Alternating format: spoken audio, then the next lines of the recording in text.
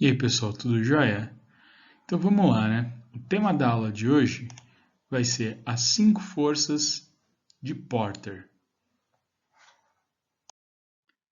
Essa ferramenta, ela é útil para qualquer tipo de empresa, para qualquer porte de empresa.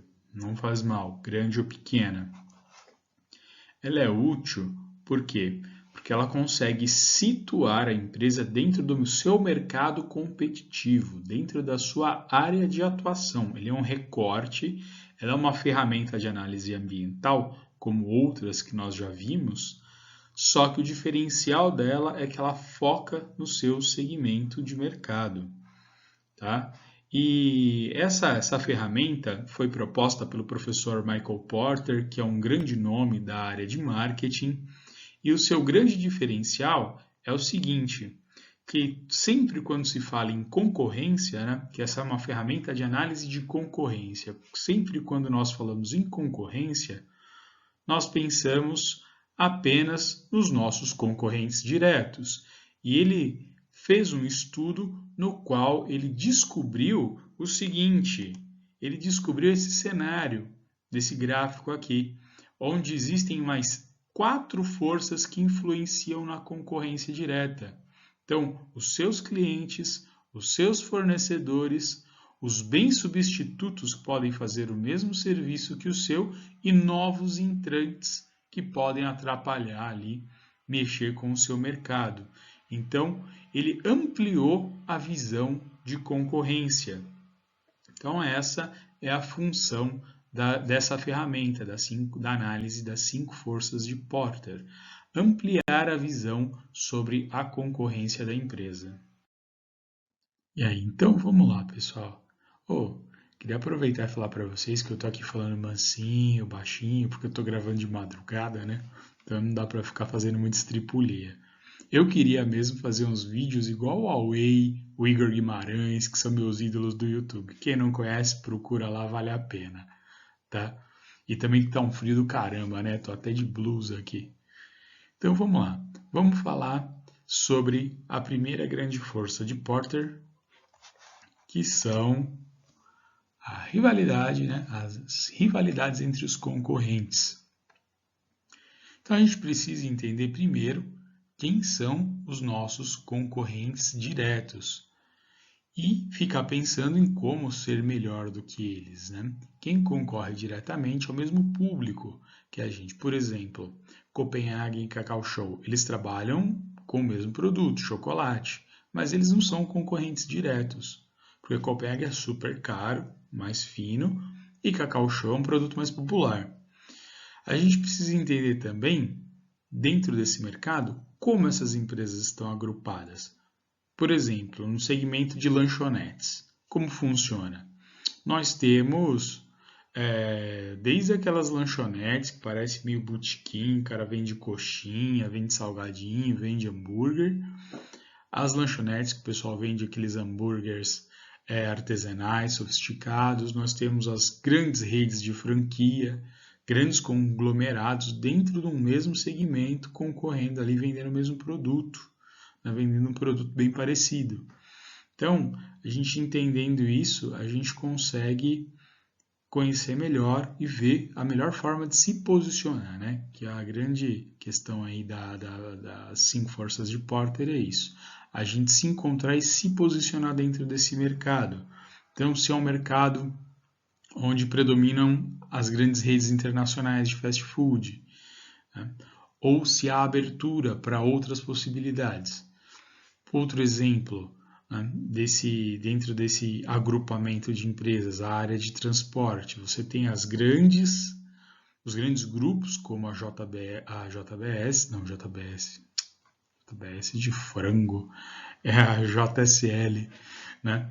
Temos aí a JSL, que tem essa unidade enorme aqui em Mogi das Cruzes, e nós temos um monte de empresa pequenininha que faz entrega. O cara tem 2, 3 caminhões, abre uma transportadora, né?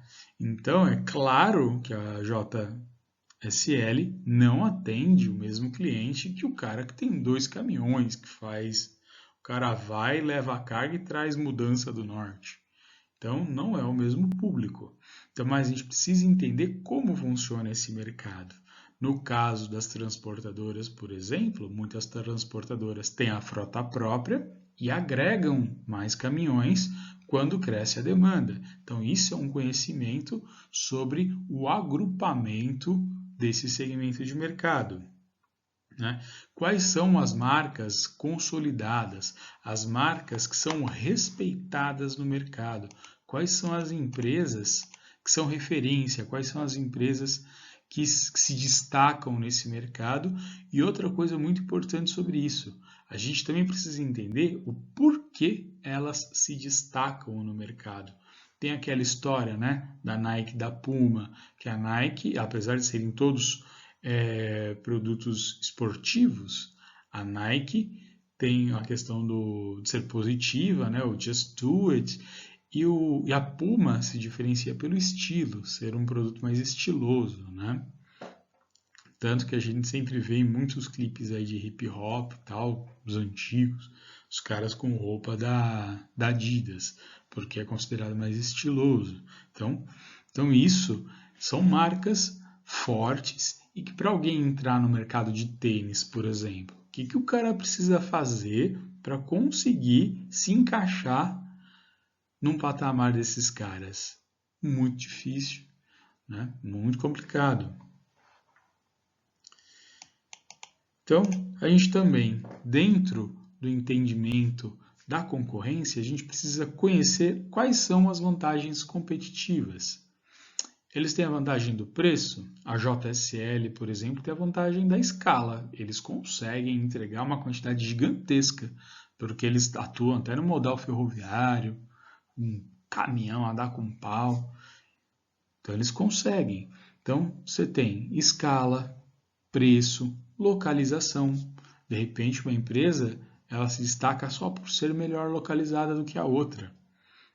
Aí em Suzano, por exemplo, se vocês forem pesquisar aluguéis de pontos comerciais, na Glicério é muito, mais que o dobro do que é na Benjamin Constant. Então, só o posicionamento geográfico da coisa já faz uma baita diferença. Tá? Então, a gente sempre precisa buscar conhecer esses concorrentes diretos com o objetivo de fazer mais e melhor. Por exemplo, tem uma história clássica que o dono do Walmart, quando ele tinha só 2 mercadinhos pequenininhos ainda, todo dia antes dele ir para o mercado dele, o que ele fazia? Ele visitava o mercado da concorrência, que era ali perto. Ele entrava, dava uma olhada, aí ele via tudo que tinha de promoção e levava lá para o Walmart e fazia uma promoção melhor. Então, é isso, é esse o intuito dessa ferramenta, tá bom? Então, a análise da concorrência é isso. Então, vamos lá, o próximo item, ameaças de bens substitutos. Os bens substitutos é até legal, que é um conceito que vem da economia, que é o seguinte, um bem, serviço ou produto que substitui diretamente o que você faz. Então, por exemplo, um restaurante que vende PF. Qual que é a intenção, a missão de um restaurante que vende PF? É resolver uma comida, né? Atender o cliente de uma forma rápida, com uma alimentação rápida. Né? Então, o cara vai no PF para ser rápido. Ele senta, ele pede, aí vem o prato, pronto, ele vai lá e come. E também tem a questão do custo. É uma comida do dia a dia. Né? PF costuma ser mais barato, é uma comida do dia a dia. Então, apesar de ser alimentação, restaurante, ele não concorre, por exemplo, lá com o restaurante japonês, com a churrascaria. Porque o objetivo é outro. O cara vai no PF para almoçar ali, para matar a fome e tal. Beleza, claro que tem que ser bom, qualidade, limpeza, beleza. Mas o cara que vende cachorro quente na carrocinha lá na esquina, ele é muito mais concorrente desse cara do que o cara da churrascaria. Então, o carinha do cachorro quente é um bem substituto. Então, as empresas precisam estar atentas a isso, porque o produto, por mais inovador que ele seja, sempre vai ter algum outro produto ou serviço que faça um serviço similar. E aí a similaridade pode acabar suprindo a necessidade. Por exemplo, a música em formato MP3 matou o CD, porque era muito mais prático. Não necessariamente melhor, mas era mais prático, porque em MP3 você consegue armazenar muito mais músicas e é algo mais fácil de ser trabalhado. Então, um bem substituto não precisa ser exatamente a mesma coisa. Pelo contrário, né? São coisas diferentes que resolvem o mesmo problema. Então, a gente precisa pensar dessa forma. O que pode acontecer? Um bem substituto que vai lá e pode complicar o meu negócio. Por exemplo, hoje, para as vendas de veículos, os aplicativos de transporte como Uber, 99 e tal, eles são considerados uma grande ameaça, uma grande concorrência, porque muitas pessoas chegam à conclusão de que o tempo e a quantidade de viagens que ela faz, o tempo que ela gasta, sai mais barato ela andar de Uber do que ela ter um carro. Então, o grande concorrente das montadoras é um aplicativo, e não necessariamente uma chinesa que veio para o Brasil. A chinesa que veio para o Brasil não é uma grande concorrente. O Uber é uma concorrência maior na venda de veículos. Vocês estão me compreendendo? Né? Então, outra coisa bacana, aqui no Brasil, um conceito que a gente tem, né? Falar, porque a padaria faz? A padaria vende pão. Não. Hoje, por exemplo, a padaria ela é uma concorrência para várias empresas do segmento de alimentos, porque ela vende comida de conveniência. Você tem o pão, você tem as coisas para você tomar um café da manhã, da tarde na sua casa, mas a padaria vende almoço, vende lanches lá mesmo, vende pizza, vende janta, vende caldos, tem, né? As padarias hoje estão bem diversificadas. Então, por exemplo, a gente precisa entender qual é o negócio e a amplitude disso e quais, né, bens substitutos podem acarretar. A padaria aproveitou sua infraestrutura para ampliar o seu serviço. Nessa da padaria ampliar a sua gama de serviços, ela se tornou uma concorrente direta de lanchonete, restaurante, pizzaria. Né? Então, essa é a ideia. Dentro da área de serviços logísticos, esses aplicativos, como o Uber, existem aplicativos para pequenas entregas. Então, o aplicativo acaba sendo um grande concorrente de muitas transportadoras. Existem aplicativos para agregar frota. Então, a gente precisa entender esse conceito. Né? Hoje, por exemplo, os fabricantes de brinquedo, eles não vendem um brinquedo puro e simples. Né? Hoje, eles pensam da seguinte forma, eles têm que vender um produto que seja um produto ligado ao entretenimento e educação das crianças, porque existe essa preocupação. Por exemplo, eu fui comprar um brinquedinho um dia desse, aí era um caminhãozinho que tinha umas madeiras em cima, só que era uma madeira assim de plástico, né? Não era um plástico em formato de madeira. E lá estava escrito que era madeira de reflorestamento. Então já é um diferencial, já está ali educando. Né? Já está ali trabalhando esses sentidos da criança, aqueles brinquedinhos que tem aquelas duas, que é um legume que vem um velcro, que a criança passa a faca ali e separa, aquilo ali também está trabalhando no sentido educacional da criança, não é só um brinquedo. Então, nesse sentido, você descobrir a amplitude do seu produto, que aí se você não amplia o teu negócio para cima da concorrência, a concorrência amplia para cima de você.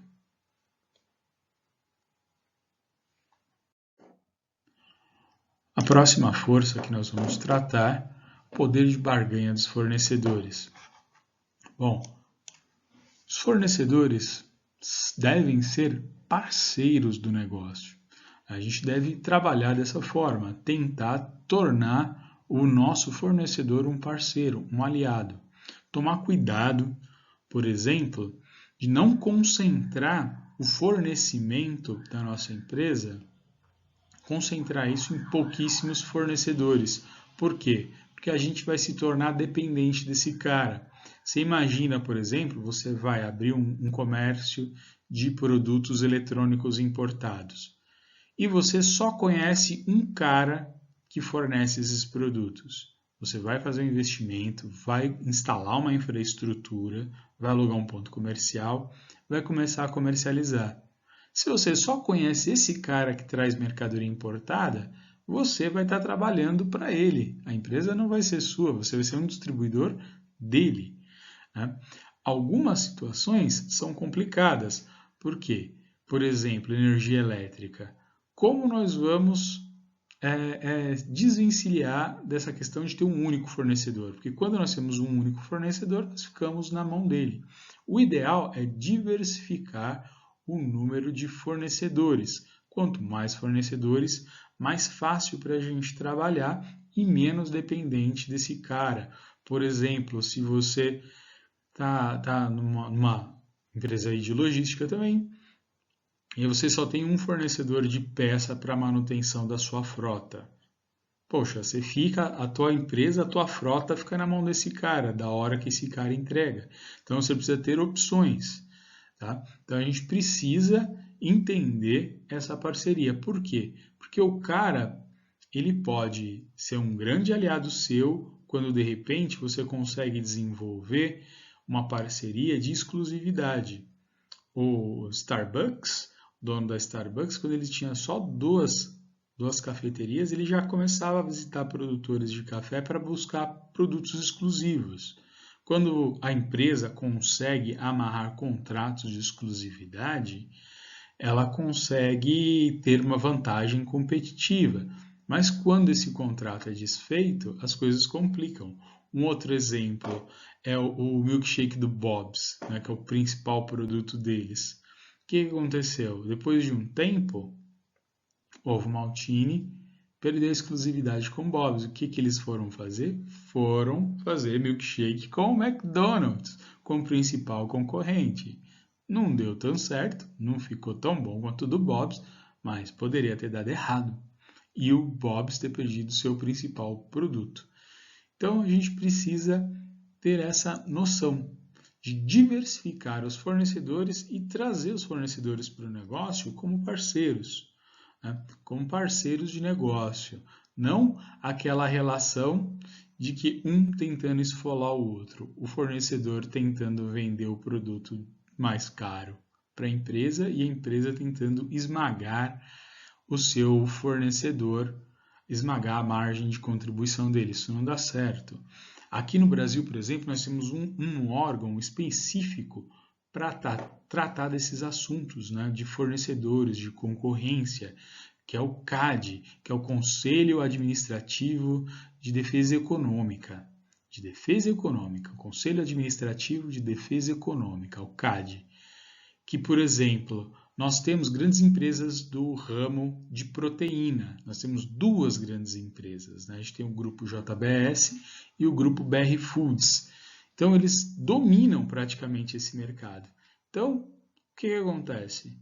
Se não tem nenhum concorrente, né? Se não tem ninguém fiscalizando, e nós temos esses caras que dominam, sei lá, acho que mais de 80% do mercado brasileiro, se esses caras resolvem ficar amiguinhos, a carne já tá cara pra caramba. Se esses caras resolvem ficar amiguinhos, eles conseguem jogar o preço lá em cima. Então, esse órgão do governo serve para isso, para evitar essa concentração. No caso das proteínas, eles não não proibiram, porque eles viram que são grupos distintos e o objetivo específico dessas empresas, nesse sentido de sair aglomerando grandes marcas da área de proteína, é o mercado internacional, então eles ficam mais fortes. Mas esse órgão do governo, o CAD, ele tenta evitar que segmentos fiquem na mão de uma pessoa só, de uma empresa só, porque se determinado segmento fica na mão de um fornecedor só, ela dita o preço do mercado. Então, é isso. Para a empresa, o importante é diversificar fornecedores, ver como é essa relação. Se você tem poucos fornecedores, ele dita as regras do mercado. Se você consegue diversificar esses fornecedores, as coisas se tornam mais justas. Próximo tópico são ameaças de novos entrantes. Isso é difícil segurar, Novos entrantes sempre vão aparecer, né? Principalmente quando é um mercado novo, em breve vão aparecer concorrentes. Quando alguém faz um produto muito inovador, também não demora muito para aparecer concorrência. O exemplo que eu dei, surgiu primeiro o Uber, aí depois veio o 99, Cabify, e existem vários outros aplicativos e aplicativos regionais, né? Então, quando se é descoberto um mercado, ele é explorado. A paleta mexicana, né, surgiu de uma franquia e depois um monte de gente começou a produzir. Então, o interessante para as empresas é elas tentarem segurar isso, barrar. Mas isso não é tão simples assim, né?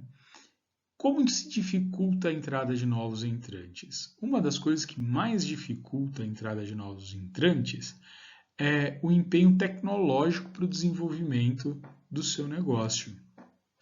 Por exemplo, negócios que envolvem mais tecnologia têm menos concorrência. Negócios com menos tecnologia, concorrência maior. Por exemplo, alimento e vestuário. Não envolve tanta tecnologia. O que acontece? Tem loja disso pra caramba. E aí, se você imaginar uma coisa bem simples, como uma loja que conserta a máquina de lavar e geladeira, já tem um pouco mais de tecnologia envolvida ali. Porque você precisa de técnicos que conheçam da manutenção disso, diferente de vendedores de loja de alimentos ou loja de roupas, né? Então, o grau de conhecimento do cara é maior. Então, você já dificulta a entrada de novos concorrentes nesse mercado. Então, quanto mais tecnologia aplicada no negócio, mais difícil. Mas existem outras formas. Por exemplo, por meio de patentes. Registra a patente, não deixa ninguém usar o seu produto, a sua inovação. Pode ser registrado até processos, né? Por exemplo, o Spoleto, eles registraram todos os processos de identidade visual e o processo deles, né?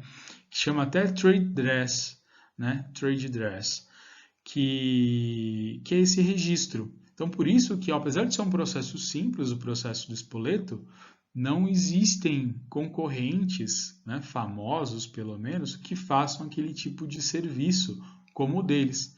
Porque se alguém começar a fazer parecido, eles entram na justiça para bloquear a entrada de concorrentes nesse formato deles, tá?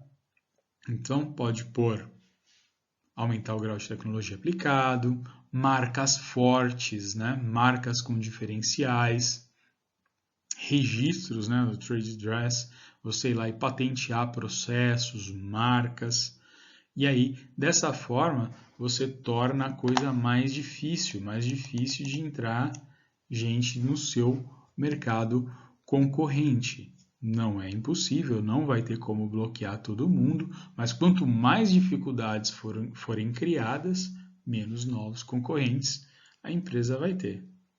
E tem outra coisa, né? O cara que chega novo, ele chega com uma mente mais fresca. E a chance desse cara trazer inovações que o restante do mercado ainda não viu é muito grande.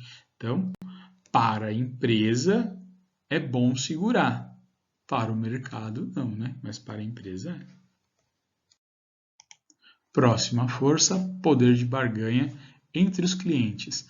Assim como os fornecedores, assim como a gestão dos fornecedores não deve concentrar a maioria das compras em poucos fornecedores, isso deve ser o mais pulverizado possível dentro das regras de lucratividade e rentabilidade do negócio, claro, né? Os clientes também. Então, muitas empresas que vendem para outras empresas, o negócio B2B, acabam concentrando as suas vendas em poucos clientes. A Cacau Show quase quebrou, porque ela trabalhava com vendas junto com o Mapping, o finado Mapping, e tinha uma outra rede que chamava Lojas Brasileiras. As duas faliram, a maioria das vendas iam para essas empresas. Falindo as empresas, o canal de distribuição da Cacau Show foi para o Beleléu, né? Outro exemplo, esse é um exemplo bem recente, né?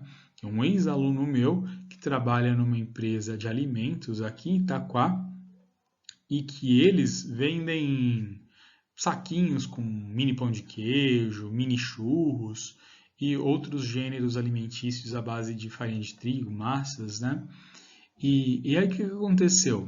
O principal cliente deles, um pouco mais de 50% das vendas, eram para o grupo Açaí. O que aconteceu? Veio a pandemia, eles seguraram as compras por 2 meses. Então você já imaginou uma empresa que fica 2 meses sem vender, cai para menos da metade do seu faturamento, né? Porque dentro da pandemia, acho que ninguém estava dando prioridade para mini churros e pão de queijo, né? A prioridade era papel higiênico, né? Então estava segurando isso. Então represou. No que represou, ferrou a empresa. A empresa foi quase à falência.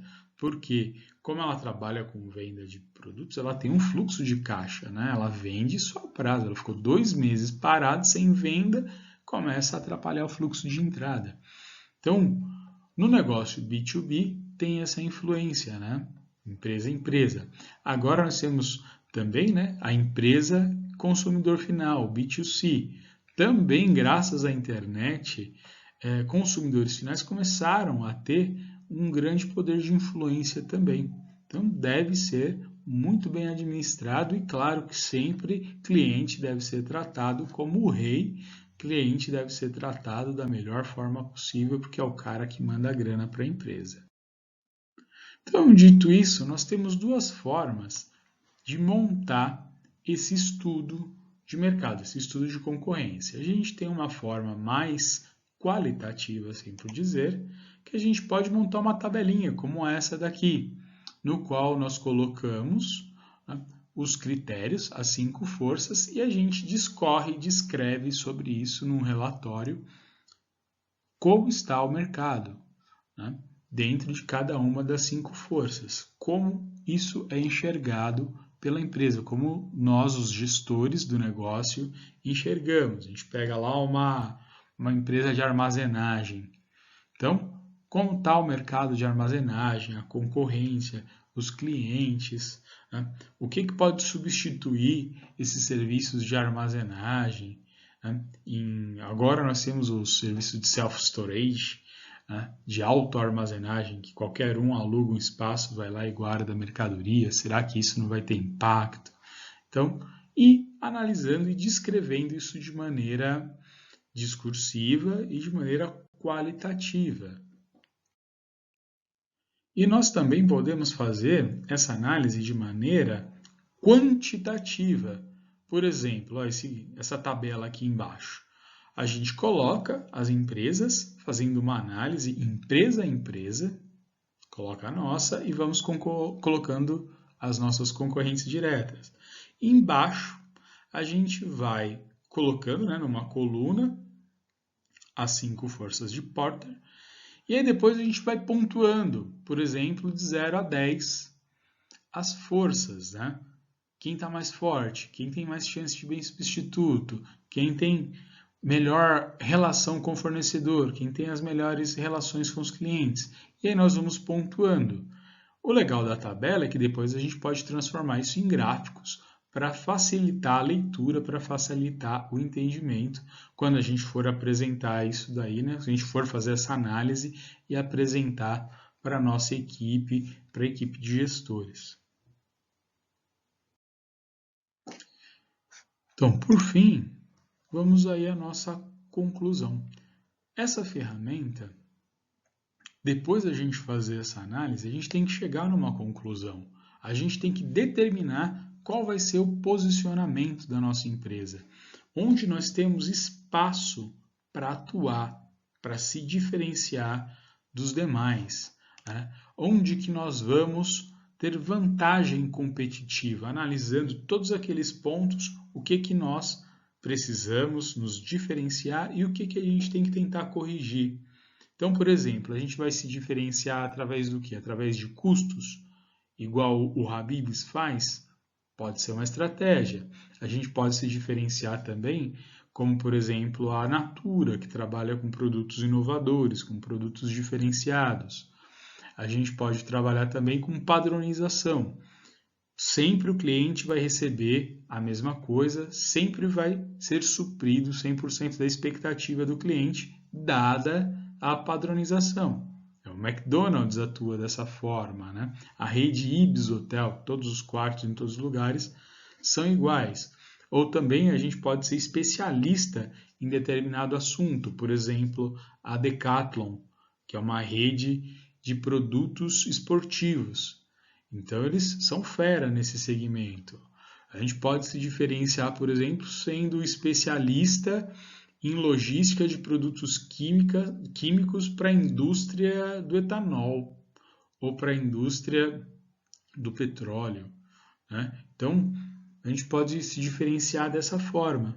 Então, dessa forma, a gente consegue se destacar no mercado. Tá joia? Bom, espero que vocês tenham gostado, que tenham entendido.